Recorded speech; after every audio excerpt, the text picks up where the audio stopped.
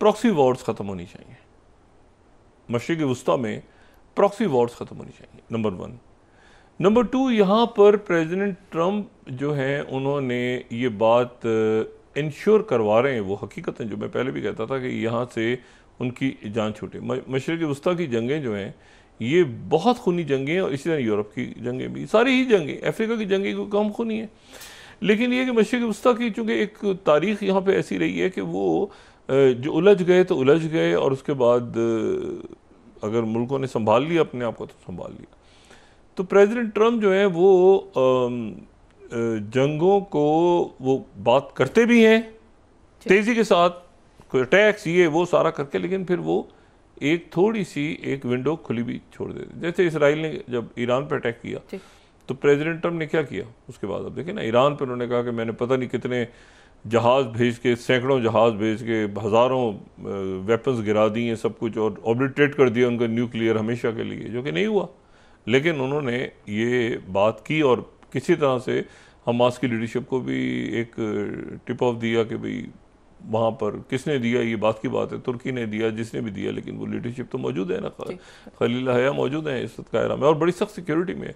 क्योंकि उनको वही बात है कि वहाँ पे कोई एसेसिनेशन या कोई थर्ड फोर्थ दरमियान में ना आ जाए। तो मैं इसलिए बात कह रहा हूँ कि देखें ये वेनेजुएला का मामला कितना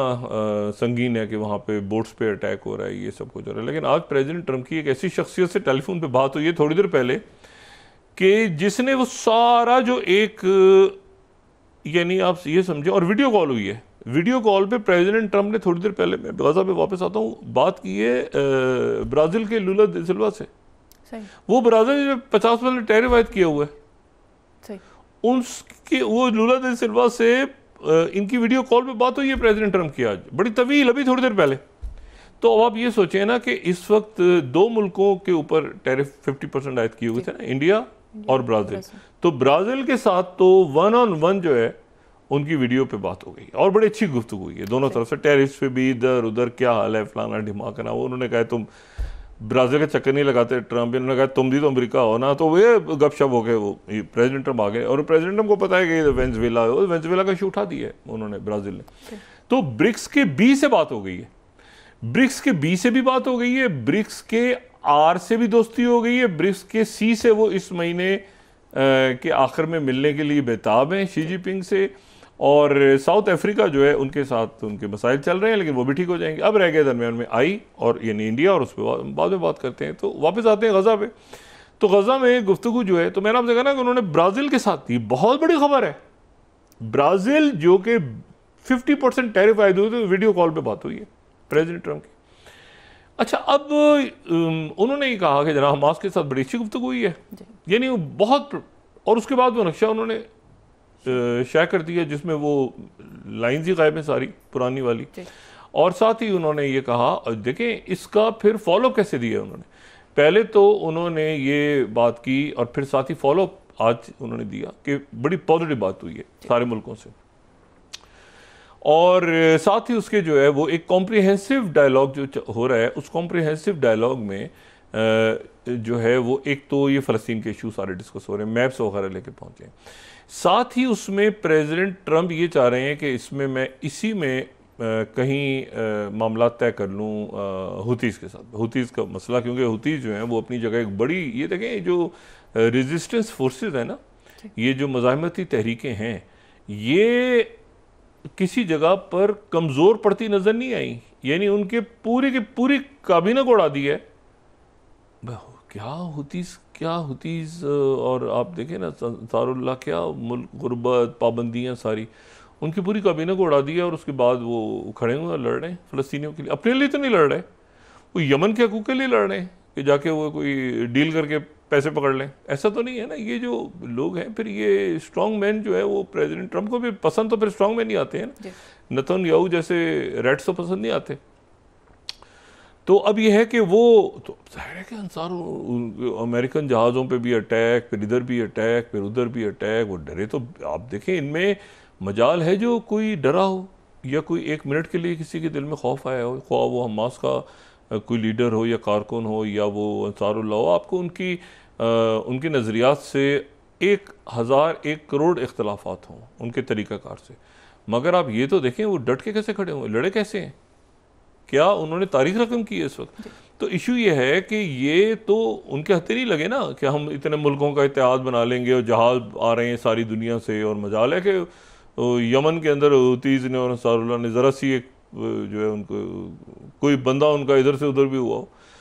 और कितने हमले, कितने अटैक्स और जवाबी अटैक्स और फिर अटैक, वो भी मुस्तकिल जंग में, हालत जंग में। और इसी तरह से आप लेबनान में देखें तो ये मुल्क जो है ये इनकी बड़ी मशरिक़ वस्ता की ऑलरेडी एक, अगर आप देखें ना पूरी सियासत ऑलरेडी चेंज हो चुकी है, वहाँ पर जो पावर सेंटर्स हैं वो ऑलरेडी चेंज हो चुके हैं।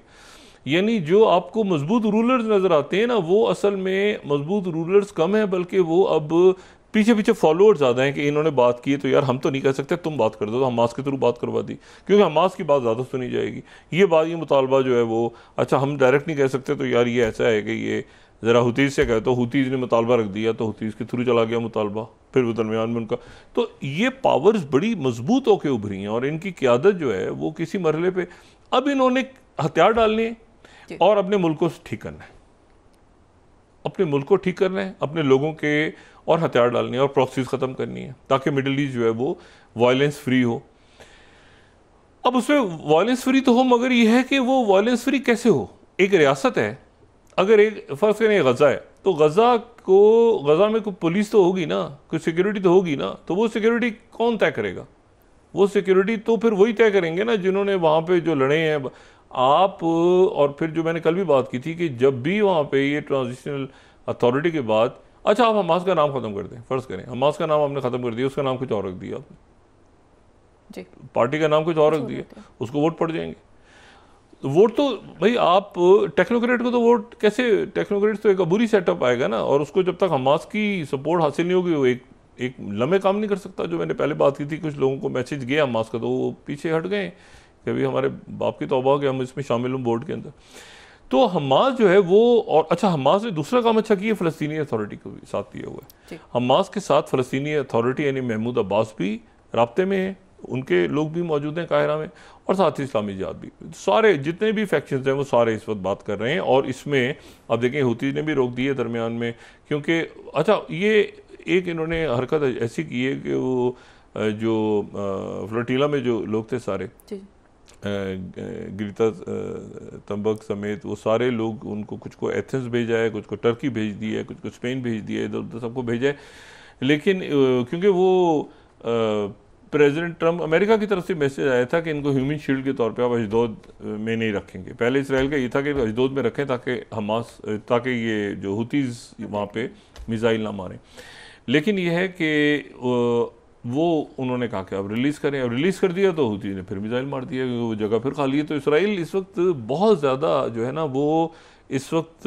मतलब अकेला है सफारती तौर पर भी। और ये जो मुज़ाकरात हो रहे हैं जिसमें प्रेसिडेंट ट्रम्प जो हैं उन्होंने पूरे इसराइल को सामने बिठा दिए इलाके हमास के, तो ये एक ऐसी सूरत हाल है जिसमें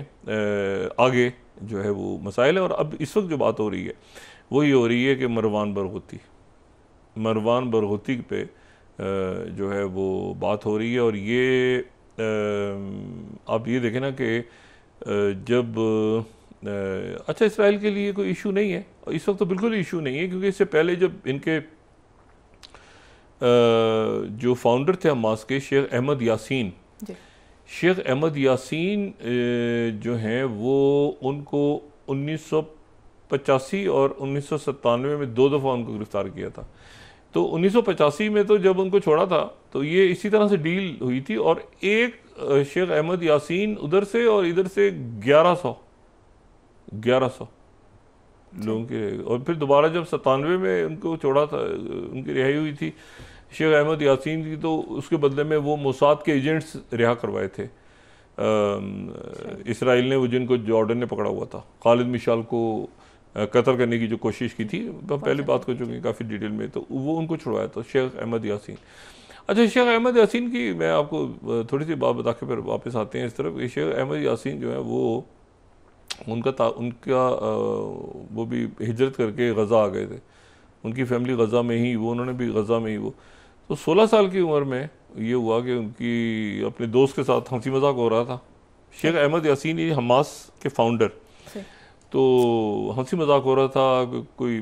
कुश्ती कर रहे थे आपस में, ये कर रहे थे, तो वो जैसे होते हैं बच्चे आपस में करते करते, तो उसमें वो चोट लगने के नतीजे में यहाँ से स्पाइनल कॉर्ड फ्रैक्चर हो गया और उसके नतीजे में पूरी बॉडी जो है वो पैरालाइज हो गई,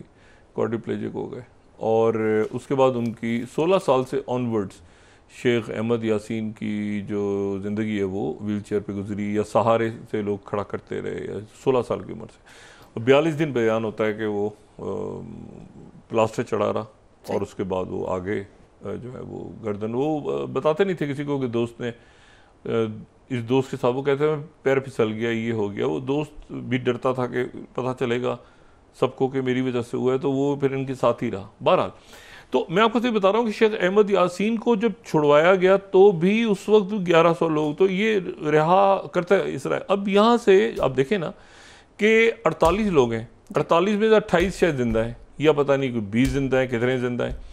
और उनके बदले जो रिहाई हो रही है तो वो 1701 और 251, यानी कोई 2000 के करीब लोग जो हैं वो वहाँ से रिहा हो रहे हैं 28 यरगमालियों के बदले में। अच्छा, 28 यरगमालियों की कोई फिक्र आपका खासा नेतन्याहू को इस वक्त?